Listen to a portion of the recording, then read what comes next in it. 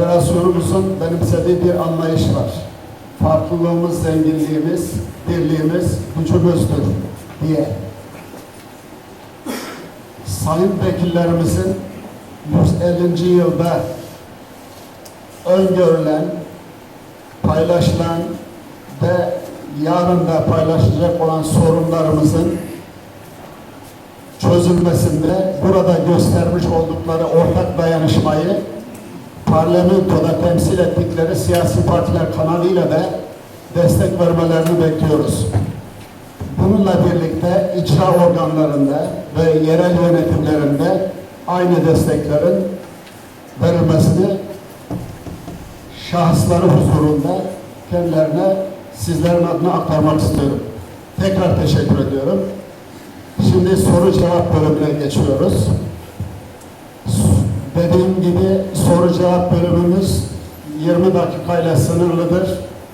Soru soracak arkadaşların kendilerini tanıtmaları ve bu süreye içerisinde soru cevap konusunda tamamlanmasını rica ediyoruz. Buna göre sorularınızı almaya çalışalım. Buyurun. Tabii konferansın birinci oturumu ve önemli de bir oturum. Ben de siyaset bilgi ve uluslararası ilişkiler anlayışları olarak çok merakla geldim. Konu tabii Türkiye siyaseti, çoğulculuk ve buradaki Çerkezlerin rolü. Tabii sayın vekillerine teşekkür ediyorum.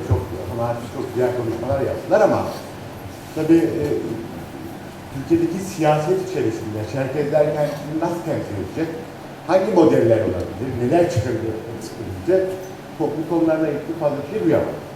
Dolayısıyla bu kaygıyla aslında ben bu soruyu ilk başta heyecanla elimi kaldırarak oturum kapanmadan önce bu soruyu sorabileyim diye acele ettim. Bu açıdan ben aslında oturum başkanımıza bunu yöneltmek istiyorum yani bu soruyu. Yani Türkiye siyaseti ortada güncel olarak gittiği yolda belli daha çok. Özellikle bu kapsamda belki seçim barajlarının düşürülmesi %10'lardan %5'lere, 3'lere, belki %0'lara gelecek bir süreç de işleyebilir gibi gözüküyor. En azından tartışılan bir şey. Bu tabii kendisini ifade etmek isteyen, hala kimliğini korumak isteyen bir halk için fırsatlar da sunuyor bir taraftan. Biz siyaseti, işte bu karşımızda olan manzarada görüldüğü gibi değişik partilerin içerisinde kendisini Çerkez olarak, Abaz olarak ya da çok uzaktan Çerkez'le ilişkisi olarak tanımlayan kişiler üzerinden mi siyaseti yürüteceğiz, yoksa başka bir model mi arayacağız? Yani örneğin etnik temele, Çerkez kimliği üzerine kurulu, Çerkez etnisitesi üzerine kurulu bir partileşme mi arayacağız? Bu mudur önümüzdeki yol? Veya başka bir model de çıkabilir mi bu anlamda? Kendini daha fazla mağdur hisseden, sürekli ezildiğini hisseden, örneğin HDP gibi partilerin içerisinde mi olacak? O anlamda sanki üç model çıkıyor. Sayın Oturum Başkanımız bunlara ne der? Teşekkür ediyorum. Teşekkür ederim. Oturum Başkanı'nın görevi buradaki oturumu organize etmek, burada soru cevap konularını yürütmek. 150. yılda güncel ve gelecek sorunlarımız derken burada bulunan tüm arkadaşlarımızın her konudaki görüşlerini almak amacıyla düzenlenmiş. O nedenle buradaki herhangi bir konu üzerinde sizin gibi diğer bir arkadaşın da diğer bir konuda, diğer bir arkadaşın da diğer bir konuda oturum başkanından soru cevap şeklinde muhatap alınması bana göre doğru bir yöntem değil. 2 gün boyunca devam edecek bu konferansta önerisi olan, görüşü olan, fikri olan arkadaşlarımız bu görüşlerini buraya çıkar, aktarır. Federasyon yönetimimizde bu görüşleri toparlar. Ondan sonra federasyon yönetimi de ve bir danışma kurulunda, başkanlar kurulunda görüşür. Hatta belki de daha tabana danışarak geniş kapsamlı bir çerçevede bu olayları değerlendirir. Yani sizin o söylediğiniz soruya ben böyle cevap vermiş olayım. Murat Bey buyurun. Çalış. Ben Tülay Hanım'a kısa bir şey soracağım. yanlış anlaşılmak da istemem. Gerçekten soruyu gerçek anlamıyla soruyorum. Çerkes atalarınızın kullanmasam daha iyi. Evet. Böyle daha iyi. Ben Samsun Alaçam Karlıköy'deyim. Siz de Samsun milletvekilisiniz. Yer mi değişti? Tamam. Ben Samsun Alaçam Karlıköy'deyim. Siz de Samsun milletvekilisiniz. Evet. Samsun'da yaşıyorsunuz. Evet. Samsun'da 120 Çerkes köyü var yaklaşık. Evet. Belediye başkanı tartıştılar ama Çerkes. Dün Kenan abiyi defnettik Samsun'da. O da Çerkes'ti. Sizin de atalarınızın Çerkes olduğunu söylediniz. En azından ben öyle anladım. Evet. Ama Çerkesler hakkında da çok az bilginiz olduğunu söylediniz. Evet. Şimdi herkes farklı rakamlar söylüyor ama işte 3 ila 7 milyon arasında Çerkes yaşıyor Türkiye'de. Kafred'in 54 tane derneği var. Samsun Derneği de onlardan bir tanesi. Birkaç sene önce anayasaya ilişkin çalışma yaptı mesela Kafred. En kapsamlı çalışmalardan birisiydi ve 3. sırada geldi bu çalışma. Bütün siyasi partileri gezdi vesaire. Şimdi siz de Samsun'un milletvekilisiniz. Samsun'da 120 köy var. Atalarınız da Çerkes ama Çerkesler hakkında da bilgi sahibi değilsiniz. Sizin eksikliğiniz olarak söylemiyorum bunu. Bizim eksikliğimiz olarak değerlendirdiğinizde hocamın sorusuyla birleştirirsek yani biz 2 milyona yakın insan sürüldü. 1,5-2 milyon arası. Bunun 500 binin üstündesi öldü. Binlerce, yüz binlerce insan sıtmadan, tifodan, açlıktan öldü. Anadolu'da, Samsun'da, Bafra ile Alaçam arasında, Toplu'da, mesela benim atalarım orada öldü. Ve Samsun'un milletvekiline dahi bize anlatamamıştı bunu. Bilmiyor. Bize ne önerirsiniz? Biz nasıl açıklarız kendimizi? Nasıl tanıtırız kendimizi? Yani milyonlarca insan öldü. Milyonlarca insan sürüldü. Hala çok ciddi baskı yiyor.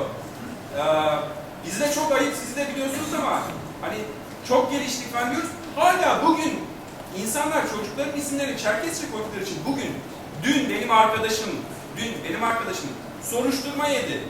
Yasalar geçti, düzenlemeler yapıldı. Hala benim arkadaşıma dava açtılar. Dün açtılar. Çocuğunun ismini Çerkesçe koyduğu için. Şimdi biz anlatamıyoruz kendimizi. Nasıl anlatacağız? Çerkeslere bile anlatamıyorsak, Çerkes milletvekillerine bile anlatamıyorsak siz bize bir akıl verirseniz çok mutlu olurum. Çok teşekkür ederim.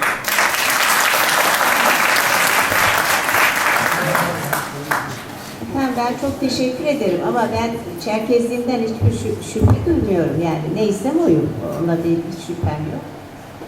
Ve bunun acılarını da gayet iyi çekmişiz. Demin de anlatmaya çalıştım. Özellikle anneannem, babaannem benim Abaza, anneannem Çerkes, dedelerim Çerkes, ikisi amca çocuğu annemle babamın. Yani öyle bir evlilikleri var. Onlar Çerkes, anneleri Laz, dedelerimin annesi Laz ve Arabi'de onların yanına sığınmışlar. Anneannemin babası da bir köy satın almış ve o arada da Dünya Savaşı çıkmış. Dünya Savaşı çıkınca bunun anneannemin 9 kardeşi Çanakkale'de şehit olmuş. Yani biz böyle çok böyle sıradan gelip yerleşen bir aile değiliz.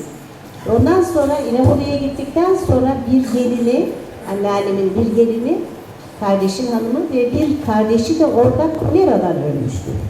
Sonra bir bölümü Düzce, Akçakoca, Adapazarı gitmişler ama onlar Dünya Savaşı bittikten sonra tekrar Arabi'ye gelip yerleşmişler. Şimdi Samsun'a gelince ben her gittiğim yerde benim aslım Çerkes derim. Ama ben Diyarbakır doğumluyum da derim. Çünkü babam orada memur olarak kalmış. Şimdi ne yapılmalıya gelince, tabii ki insanlar, ben hep örnek göstermeye çalıştım. Benim hayatım hep bir yerlere gitmekle geçti. Ve hep gittiğim yerlerde sınıf arkadaşlarımı bir daha görememek, ailemle bir arada olamamak gibi birçok sıkıntıları çektim. Onun için bu tarihten sonra kimseyi kaybetmem derken bunu söylemeye çalıştım. Şimdi diğer şeye gelince arkadaşlar, tabii uzun yıllarla bunları nitelendirebiliyoruz. Bir ülkede etkin olmak, olmamak gibi. Gerçekten dünya savaşlarına yol açan hangi ekonomik güçlü, bütün bunları ben derinliğine bilecek kadar bir siyaset bilimi yönünden bir tahsille ben milletvekili olmadım. Onun için bunları insani ancak gerekçelerle yorumlarım. Ama burada şöyle bir önerim olur. Benim doktora hocamın bir sözü vardı. Onu hiçbir zaman unutmam. Her şey için önce bir iklimin olması gerekir derdi. İklim olmadığı zaman o zaman başkaldırı haline dönüyor. Onun yerine bizim gerçekten şu kimliğimizi, kültürel kimliğimizi kaybetmememiz, birbirimizle yakın ilişkilerimiz ne olursa olsun, bunu tabii bir dayatma şeklinde değil ama da belli bir yere çıkararak gerçekten siyasetin içine sokmamızı isterim. Ama bunu ülkenin ayrışması noktasına gelirse ben buna yokum arkadaşlar. Yani bunu da açık olarak ifade etmeyi isterim. Birbirimizi tutalım, unutmayalım. Ve mesela ben hep Çerkez yemekleri giyimi derim ama ben bir Çerkez'de belli bir tiyatro eserini izlemedim şimdiye kadar. Belki ben okuyamadım. O yönden eksiğim varsa yine beni bağışlayın. Şöyle bir eser, şöyle bir edebi eser şu tarihte yazılmış. Onu da çok fazla açıkçası bilmiyorum. Bunları da geliştirmemiz lazım ama ülkemizi etnik kimlik açısından burada şu mecliste şu kadar Çerkez, şu kadar Abazlar, şu kadar Kürt asıllı diye çok fazla ayrıştırırsak, eğer öyle olsaydı o zaman Rusya o kadar etnik kimliğe güya önem veriyordu. Ne oldu insanları oraya buraya sürmekten başka ne yaptı?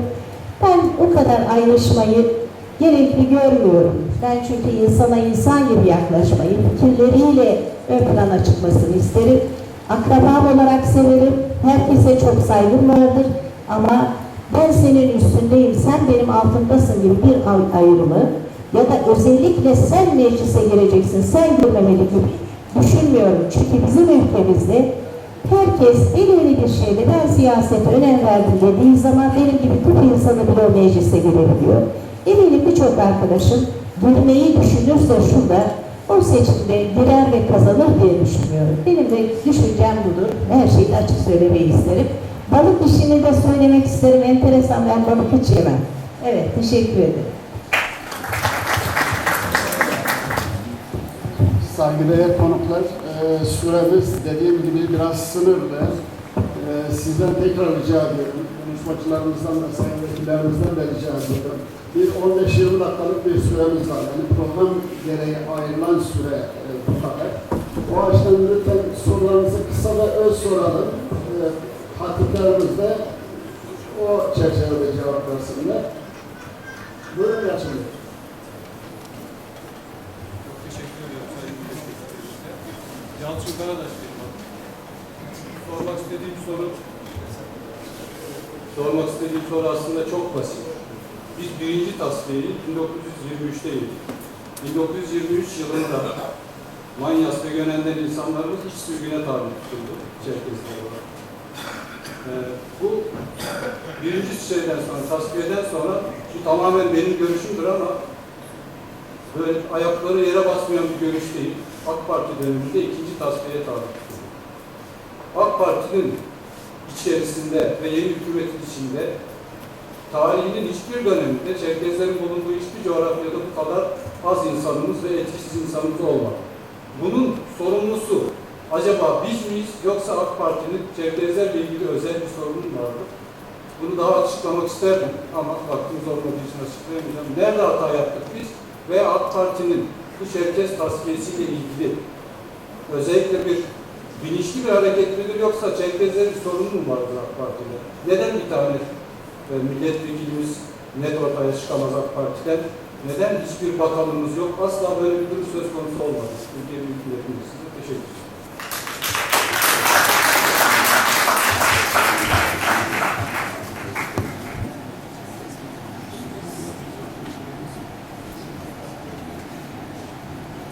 Ben böyle yani kaynak aldığı yani kültür ya da etnisite budur diye benim partimde bir ayrışma ben görmedim şimdiye kadar. Açıkçası görmedim. O nedenle de hiçbir şey bu soruya böyle bir şey olduğunu zannetmiyorum. Bence şöyle düşünelim. Bence Çerkezler ille de siyasete girmek için çok çaba sarf etmeliler. Ve ben daha doğru buluyorum. Yani bu konuda bir çaba sarf edilseydi, biz kendi insanımızı mutlaka bu yönden görmek istiyoruz deselerdi, seçilirdi diye düşünüyorum. Açıkçası ben böyle düşünüyorum. Bilmiyorum. Erol Bey buyurun.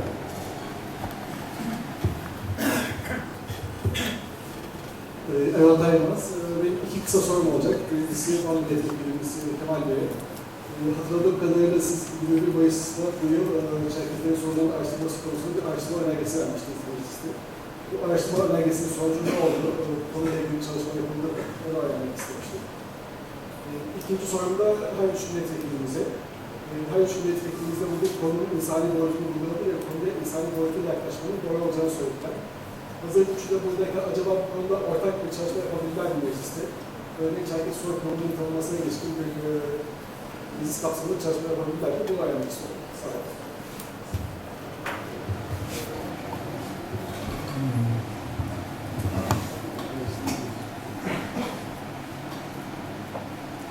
Birinci soruya ilişkin şunu söyleyeyim, yani Çerkezlerin uğradığı soykırım genel olarak da şu anda yaşadıkları sorunlarına ilişkin Türkiye'de bu bir önerge olarak biz verdik. Fakat ben önergemize cevaptan ziyade ortak bir paydayı sizinle burada açıkça paylaşmak istiyorum. Sayın milletvekillerim de burada. Bilemiyorum, yanlışlık varsa kendileri düzeltebilir ama bizim verdiğimiz her soru önergesi ya da meclis araştırması, özellikle soru önergeleri yıllar sonra arkadaşlar, bakın yıllar sonra diyorum, belki aylar, yani yılları buluyor, bir iki cümleyle resmi cevapların ötesine taşımayan, geçmeyen cevaplar gelir. Burada bir farklılık yoktur der, özel bir politika uygulanmıyor der vesaire. Yani böyle kestiler atan, çok doğrucu olmayan cevaplar bize karşı, yani karşımıza çıkan böylesi cevaplar oluyor. Ben ortak bir nokta olarak ifade edeyim. Bizim Çerkezlere yönelik verdiğimiz soru önergesine ilişkin de bize cevaplar geldiğinde biz zaten gerekli yerlere, derneklere ya da daha farklı muhataplarıyla birebir bunu paylaşıyoruz.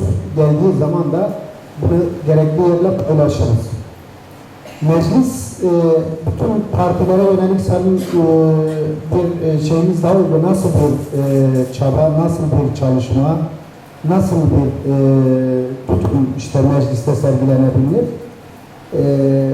Kuşkusuz bizim yani ben şahıs olarak da biz parti olarak da yalnız Çerkez halkının değil, Türkiye'de bu coğrafyada, Mezopotamya ve Anadolu coğrafyasında yaşayan bütün kimliklerin, inançların, halkların kendi öz değerleriyle, kendi öz varlıklarıyla, kendi dilleriyle, kültürleriyle, tarihleriyle özgürce yaşama politikasını ve siyasetini izleyen bir partiyiz. Dolayısıyla parti programımızda bunlar çok açık, çok net. Ulus devlet mantığıyla tekçi, her şeyi bütün içerisinde eriten, yok eden, her şeyi resmiyete, yani resmi dil bağlamında ele alan ve bunun ötesindeki bütün kültürleri, bütün dinleri, bütün inançları görmemezlikten gelen, buna yaşama, kendini yaşatma, geliştirme imkanı ve fırsatı vermeyen bu sistemdeki bu yaklaşımı, bu yasakçı, tekçi, anayasa, kanunlardaki bütün engelleyici hükümlerin mutlaka kalkması için elbette bugüne kadar verdiğimiz mücadeleyi de bundan sonrası için de özgür olarak bütün Çerkez halklarının sorunlarını tartıştığımız için bu konuda geliştirmek bilecek her türlü konuya, her türlü önermeye, her türlü öneriye açık olduğumuzu ve bununla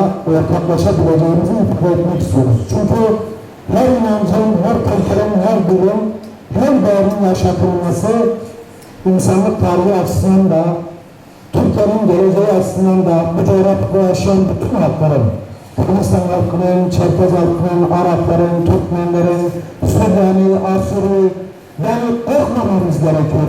Geçmişte yasakladığımız, görmemezlikten geldiğimiz, sürekli tanımadığımız, yasakladığımız değerlerin ölmediğini ne yazık ki bugün işte bu toplantı vesilesiyle ya da sorulan sorularla tekrar karşımıza çıktığını siyasetçilerin, Türkiye'yi yöneten siyasetçilerin meclisin çok iyi, net görmesi gerekiyor. İşte biraz önce Samsun'da arkadaşım, genç arkadaş ifade etti. Daha birkaç gün önce Çerkez ismini çocuğuna verdiği için soruşturmaya tabi tutulan bir Türkiye realitesi, bir Türkiye gerçekliğiyle karşı karşıyayız. Dolayısıyla bu büyük bir sorun, büyük bir baskı, büyük bir yıkım durumu olarak bence değerlendirilmeli ve bu durumu mutlaka düzeltmek için de elbette bütün partilerin bir kez daha siyasetlerini gözden geçirmeleri gerektiğini ifade ederek bitirmek istiyorum.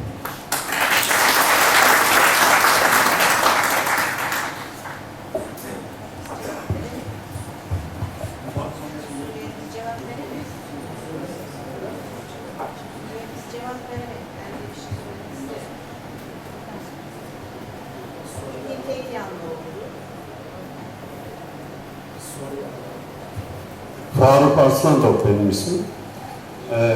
Ben birinci soruyu soran beyefendinin şeyini takip etmek istiyorum. Bence çok önemli bir soru, onun sorduğu. Demokratik temsil, doğal olarak bir ülkede, demokratik bir ülkede temsil organı, en büyük temsil organı, temsilin mabedi, Büyük Millet Meclisi, parlamento. Parlamentoda nasıl bir temsil olmalı? Yani Türkiye'de Çerkezler yaklaşık bir rakam olarak ifade ediliyor. Bu 6 milyon diye. Tesadüfi bir örneklemeyle parlamentodan aldığımızda, bir kesit aldığımızda bunların takriben 45 civarında milletvekilinin Çerkez kökenli falan olması gerekir. Fakat burada Çerkezlerin çok yakıcı problemleri, yani asimilasyon gibi, dillerini kaybetmek gibi, ana vatanlarıyla ilişkileri ki bu alanın şeyinde değildir, bunun alanda olmamakla birlikte bu gibi yakıcı sorunları varken bunlar hiçbir şekilde parlamentoda dile getirilemiyor. Yani Engin Bey'e çok teşekkür ediyorum. Yani ben parlamentoda yaptığı konuşmalar, yaptığı çıkışları biliyorum. HDP, BDP milletvekillerinin zaman zaman yaptıkları çıkışları biliyoruz. Verdikleri soru önergelerini biliyoruz ama tutarlı, organize olmuş, ülkenin yasaları yapılırken bu yasalara, bu söylediğim sorunlar bağlamında müdahale edecek bir güç, bir yaklaşım göremiyorum ne yazık ki. Dolayısıyla beyefendinin sorduğu soru, temsil anlamında neyi önerirsiniz dedi Çerkezlere. Bu arada bir şey daha söylemek istiyorum. Bir de kurulmuş bir parti var. İçinde Çerkezlerin de yer aldığı Çoğulcu Demokrasi Partisi. Bunu da bir bilgi olarak aktararak sorumu böyle noktalamak istiyorum. Yani temsil modeli ne olmalı? Biz etnik temelli bir parti kurmanın doğru olmadığını düşünüyoruz ama etnik ve kültürel sorunları da görmezden gelmenin doğru olmadığını düşünüyoruz. Sorum bu. Teşekkür ederim.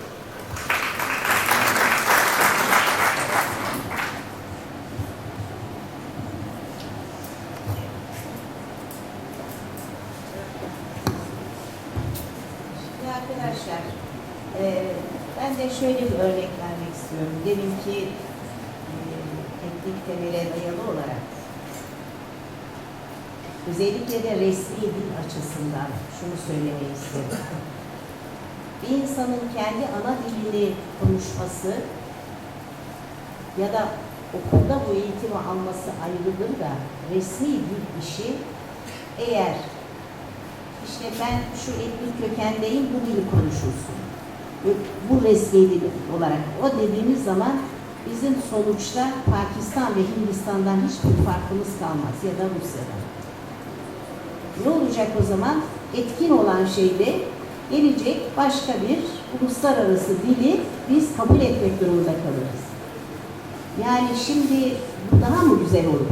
Ben o fikirde değilim. Kimse dilini unutmasın ve bu konuda pek çok kültürel çalışmalar yapılsın. Ben bundan memnun da olurum. Ben gidip bir İtalyan operasını dinleyebiliyorsam, için Çerkeslerin bir eserinde dinlemeyi, orada önemli olan o güzel ahenktir. Bütün bunlara varım. Kültür sonuna kadar gelişsin. Ama ben burada şu kimliğe mensup olduğum için mecliste mutlaka temsil edilelim de, yani neden olmasın ama bana yanlış gibi geliyor. Her insan kendi yeteneği, kabiliyetiyle, siyasetteki gücüyle orada temsil edilsin. Ama bu demek değildir ki orada hiç yok diye, diyelim ki Çerkes asıllı bir kardeşimiz yok diyelim. Bu Çerkeslerin mevcut kendilerini ifade etme ve kültürel varlıklarını tanımama anlamına geleceğini de ben asla düşünmüyorum. Benim fikrim budur. Yanlış olabilir sizin nazarınızda. Ama ben çok ayrışmanın bu kadar zor bir ülkede ve çevremizde olanları çok iyi biliyoruz. Bu bir tehdit asla değil. Ama güneyimiz öyle, kuzeyimiz öyle, doğumuz öyle, batımız böyle. Biz bütün bunların içinde bir de bunları eğer çok ön planda gündeme getirirsek gerçekten bundan başkaları faydalanır diye düşünüyorum. Yani atalarımızın çektiklerini bir daha çekmeyelim derim arkadaşlar. Bilmiyorum. Benim de fikrim budur. Özür diliyorum. Bu konuda Engin Bey'e de bir söz verelim. Siyasi anlamdaki eşitliği de sağlayalım. Ondan sonra zamanımız bitmek üzere bir tek soru alacağız. Ona el kaldıran siz olun. Ve ondan sonra bir 15 dakikalık çay molası vereceğiz. Tekrar 12'de devam edeceğiz. Buyurun.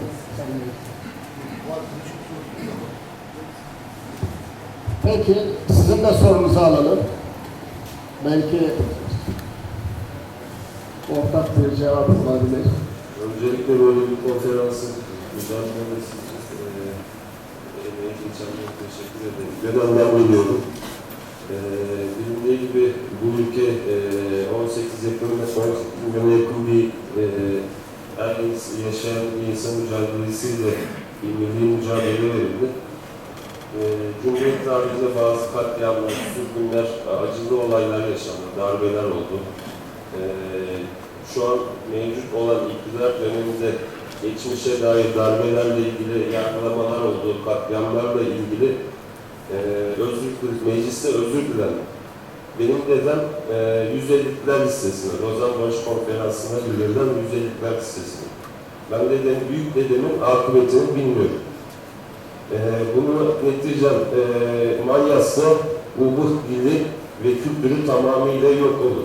Döneme gelirseniz bir Çerkez ürününe dair hiçbir şey göremezsiniz. Yani gözleriniz dolar. Yani bizim coğrafyamıza geldiğimizde. Buna nazaran Çerkez ve Manyas sürgünleriyle ilgili ve %50'lerin yarısından fazlası Çerkez. Bunların akıbeti belli değil. İstiklal mahkemeleri kuruldu ve açıklanmayan bir sürü şeyler var. Bunlarla ilgili çalışmalar var mı? Mecliste özür dilenmesine dair girişimler var mı ya da olacak mı? Bununla ilgili samimiyetine inandığım Engin Bey'e sormak istiyorum. Şimdi değerli arkadaşlar, ben konuşmamı yaparken dikkatle dinlediyseniz bazı konularda bazı kelimeleri seçerek söylemeye çalıştım. Şimdi siyasette, Türkiye siyasetinde bazı siyasetçilerimiz bizim konulara yeteri kadar yakın olmayabilir. Bunu büyük bir samimiyetle sevgili hoca ifade etti. Yani ben Çerkezim ama Çerkezlerle ilgili bu konunun bu düzeyde tartışıldığı bir toplantıya belki de ilk defa katılıyor. Şimdi Türkiye değişiyor, dünya değişiyor ve ben toplantımda da konuşmamda da ifade ettim. Dünya bir daha şekillendirilmeye çalışıyor. Her sorduğumuz sorunun, her attığımız adımın, her ifade ettiğimiz şeyin planlı, programlı ve nereye gideceğini bilerek hareket ediyor olmamız gerekiyor. Duygularımızı tatmin etmek için mi hareket edeceğiz? Hedefe varabilmek için mi hareket edeceğiz? Sadece içimiz tatmin olsun diye mi biz burada bir araya geleceğiz? Yoksa asıl hedefimizin gerçekleşebilmesi için mi biz örgütleneceğiz? Değerli arkadaşlar, Türkiye Büyük Millet Meclisi'nde gerçekten her şey özgürce tartışılmaya çalışılıyor. Kürt meselesi özgürce tartışılmaya çalışılıyor. Ama yeteri kadar tartışılabiliyor mu? Yeteri kadar gündeme getirilebiliyor mu? Hayır. Bu kadar çok acılar yaşanmış olmasına rağmen, bu kadar çok badireler atlatılmış olmasına rağmen, tüm gerçekliğiyle, her yönüyle tartışılabiliyor mu? Hayır. Peki, Türkiye'de yaşanan gerçekler, yaşanan acılar, faili meçhullardan tutun da Türkiye'nin geçmişine ait gerçekler, tüm gerçekliğiyle ifade edilebiliyor mu? Hayır. Türkiye bir süreçten geçiyor ve biz bu süreç içerisinde kendi yerimizi önce bir vatandaş olarak, ondan sonra kendi ideallerimizi ve kimliklerimizle ilgili, bulunduğumuz yere olan aidiyetimizle ilgili kendi örgütlülüğümüz içerisinden bakarak ne yapacağımıza ve nasıl hareket edeceğimize karar verip buna kim bizim bulunduğumuz yere cevap veriyor? Hangi siyasi parti ya da hangi sivil toplum örgütleri bu düşüncelere cevap veriyor sorusunun yanıtlarını alıyor olmamız lazım. Burada biz şimdiden ya biz bir etnik kökenli bir siyasi partiyle kendimizi temsil edelim dersek kendimizi yalnızlaştırırız. Açık ve net olarak ifade ediyor. Ama şöyle bir söz çok doğal ve haklı bir ifade. Tüm insanların dillerini, tüm insanların, halkların dillerini, kültürlerini özgürce ifade edebilmelerini sağlayacak özgür bir ortamı yaratan siyasi partiye ya da siyasi partilere destek vereceğiz. Onların bizim haklarımıza ne kadar sahip çıktıklarını gözlemleyeceğiz. O oranda onların yanında olacağız. O oranda onlara destek vereceğiz. O oranda onları gözlemleyeceğiz. Ve onlara diyeceğiz ki bakın biz yıllardan beri şu acıları çektik. Şu acıları çektik. Bu acıları bir daha çekilmemesi için, kimliğimizin kaybolmaması için taleplerimiz bunlardı. Bu talepleri gerçekleştirebilecek bir programa sahip misiniz?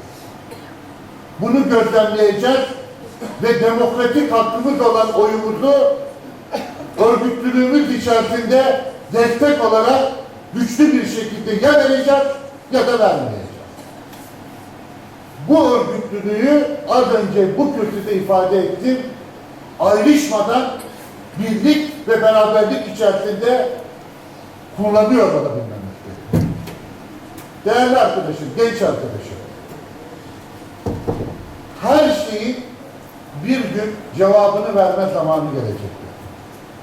Geldiği gün soranlar onurlu bir şekilde cevabını almayı bekleyecekler. Cevabını verecekler de onurlu bir şekilde verebilmek için hazır olacaklar. Yeter ki biz o günü hazır olalım, o güne hazır olalım. Yeter ki biz ayrışmadan ve birbirimizi yok etmemek için birlik içerisinde o günü bekleyelim. Hepinize teşekkür ederim.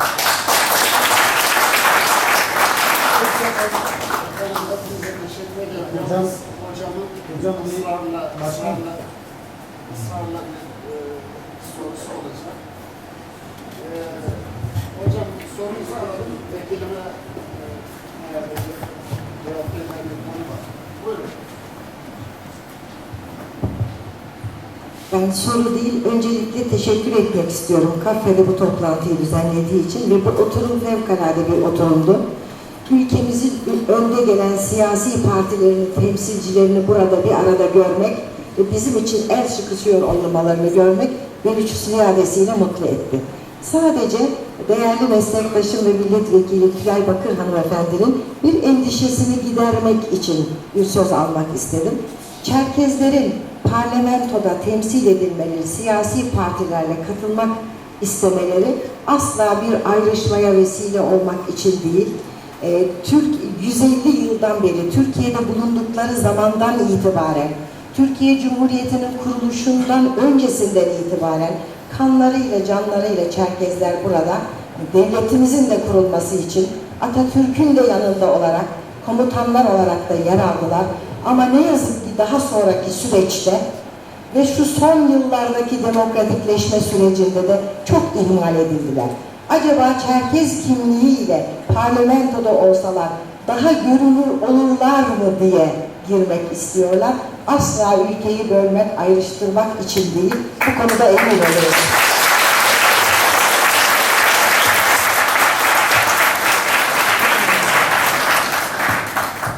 Efendim ben son derece memnun olurum.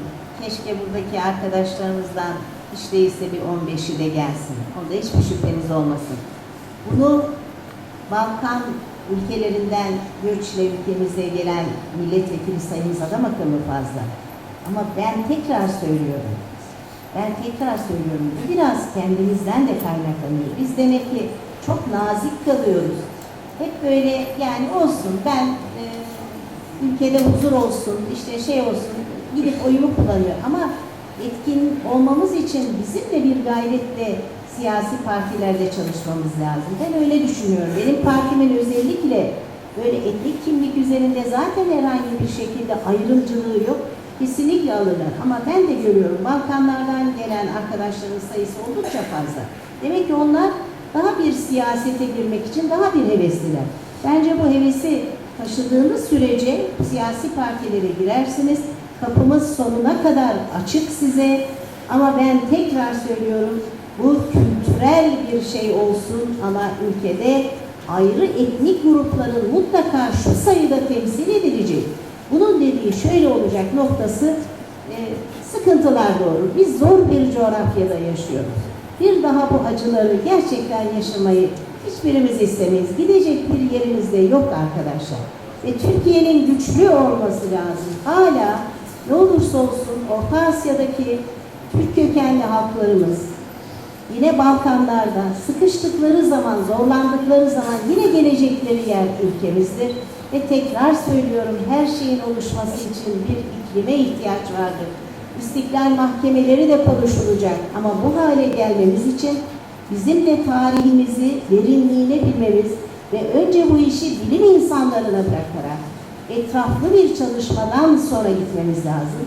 Bir de zaman zaman hep soykırım tabirini çok çabuk kullanıyoruz gibi geliyor bana. Soykırım mutlaka uluslararası hukuk çerçevesinde anlamı nedir denmeden konuşulmaması lazım. Sizi bir yerden bir yere sürebilirler. Bu yolda giderken ölebilirsiniz ama soykırım denmeniz için ya kadınlarınıza tecavüz edilerek onların çocuklarının soyunun değiştirilmesi ya da bir gece içinde yaklaşık 10.000 civarında insanın katledilmesi gereklidir ki soykırım sözünü kullanalım. Ben söz veriyorum. soykırımı. Ha, 10 bin defa. evet, ben söz veriyorum.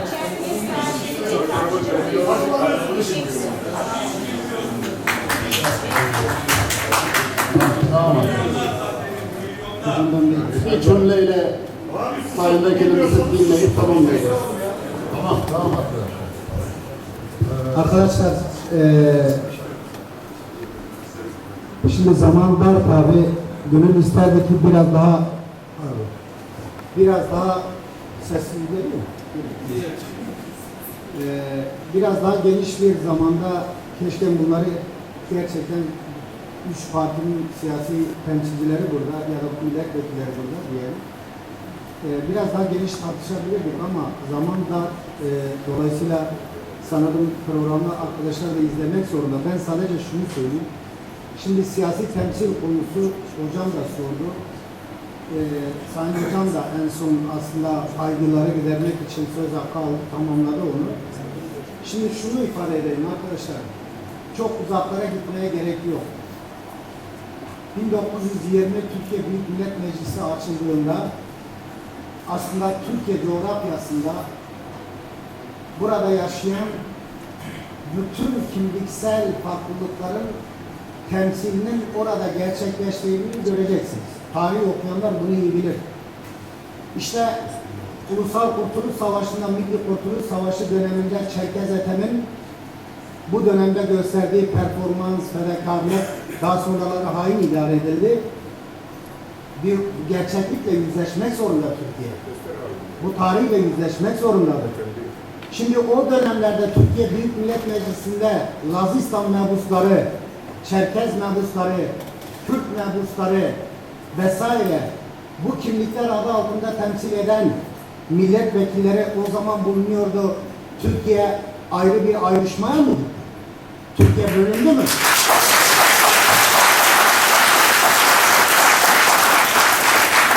Görülmedi. Ama 1924 sonraki süreçleri biliyor işte.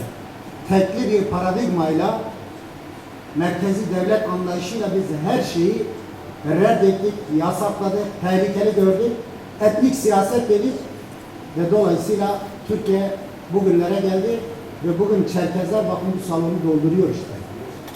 Şimdi şunu ifade edeyim, yani hocam dile getirdi, etnik ayrışma diye bu paranoyayı lütfen artık kırmamız gerekiyor.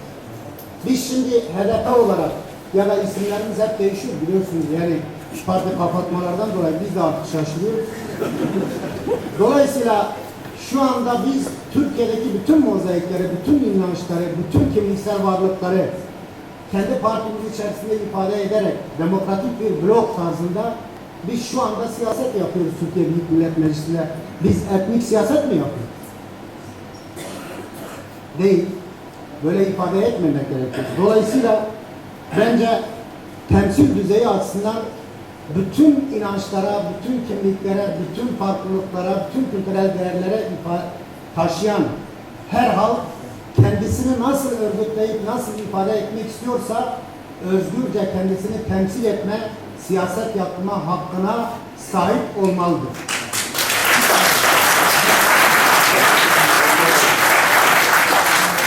Ben bu temelde bir genç arkadaş daha konuştu. Arşivlerin mutlak anlamda açılması ve Türkiye'nin kendi gerçekliğiyle yüzleşmesi lazım.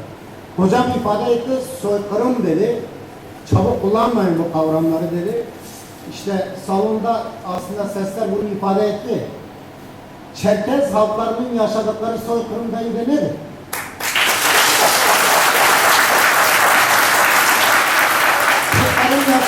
Filistinlerin yaşadığı soykırım değil de nedir?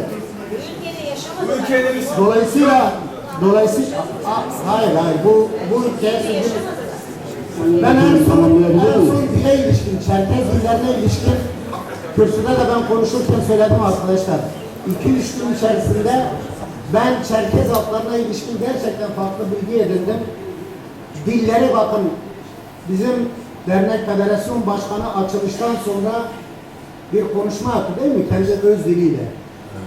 Bakın ne kadar güzel, ne kadar zarif. Çerkezlerin dilleri kendine özgü ve diyorlar ki tarihin yazdıklarına bakın. Yani Niye biz böyle bir güzelliği, böylesine bir zarafeti, böylesine bir dili, niye böyle ölümle, yok olmayla, erimeyle yüz yüze bırakıyoruz? Çerkezlerin, Çerkez halklarının konuştuğu dil özgündür. Ama diyorlar ki, bütün insanların çıkarabileceği bütün dilleri diyor ifade eden bir dildir. Bakın, bütün sesleri çıkarabilen bir dil özelliğini taşıyabiliyor. Türkiye böyle bir zenginliği niye böyle harabaya çevirsin? İşte eğer ismi, çocukların ismini Çerkezce koyanlar hala soruşturmaya tabi tutuluyorsa bence varsın bu ülkeyi şu anda iktidarda olanlar çok iyi düşünsün diye düşünüyorum. Saygılar. Değerli konuklar, görüşleriyle bizlere destek olan milletvekillerimize teşekkür ederiz. Gösterdiğiniz sabır için de size teşekkür ederiz. Konferansımızın birinci bölümü burada tamamlanmıştır. 12'de tekrar buluşmak üzere çay molasına davet ediyoruz. Buyurun.